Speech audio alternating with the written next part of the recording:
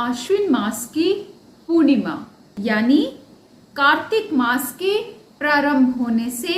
एक दिन पहले का दिन और पहली रात शरद पूर्णिमा, जैसे कि नाम ही आपको बताता है,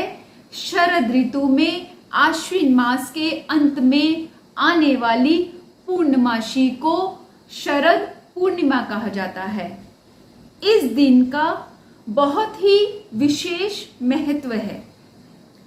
इस दिन मुख्यतः पूर्णिमा का व्रत रखा जाता है और शाम के समय स्त्रियां खीर बनाकर सारी रात उस खीर को चंद्रमा की रोशनी में किसी बर्तन में किसी महीन कपड़े या जाली से ढककर सारी रात चंद्रमा की रोशनी में उस खीर को अमृत तुल्य बनाने का प्रयास करती हैं। पौराणिक कथाओं में और शास्त्रों में वर्णित है कि शरद पूर्णिमा की रात को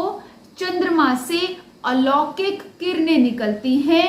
और जहां जहां भी वह किरणें पड़ती हैं वहां सब कुछ अमृत तुल्य हो जाता है। इसीलिए शाम के समय जब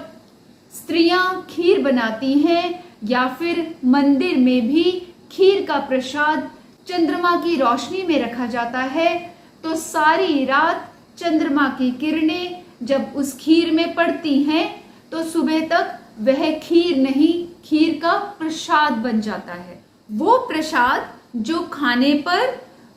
अमृत तुल्य हमारे शरीर को फायदा करता है। हालांकि सुबह जब आप खीर उठाएं, उसके बाद स्नान आदि से निवृत्त होकर उस खीर के प्रसाद का कार्तिक मास की प्रतिपदा को विष्णु भगवान को भोग लगाएं और उसके बाद ही उस खीर को अपने परिवारजनों में बांटें। एक और मान्यता के हिसाब से शरद पूर्णिमा की रात के समय चंद्रमा की रोशनी में जब आसपास कोई भी ट्यूबलाइट या किसी भी खंबे की रोशनी नहीं हो, उस रोशनी में अगर सुई में धागा पिरोया जाए तो आंखों का जो बल लगता है सुई में धागा पिरोने में, कहा जाता है कि चंद्रमा की रोशनी में आपने ये जो एक त्राटक किस्म का आंखों का व्यायाम किया, उससे आंखों की रोशनी बहुत बढ़ जाती है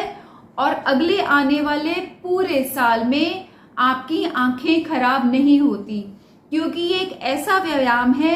जो कि तन्मयता से किया जाता है और आसपास का प्रकाश,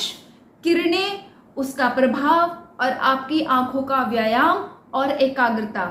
यह सोने पे सुहागा का काम करता है। तो आइए शरद पूर्णिमा को मिलकर मनाते हैं और कार्तिक मास का शुभारंभ करते हैं अगले दिन से। ओम सोमाय नमः।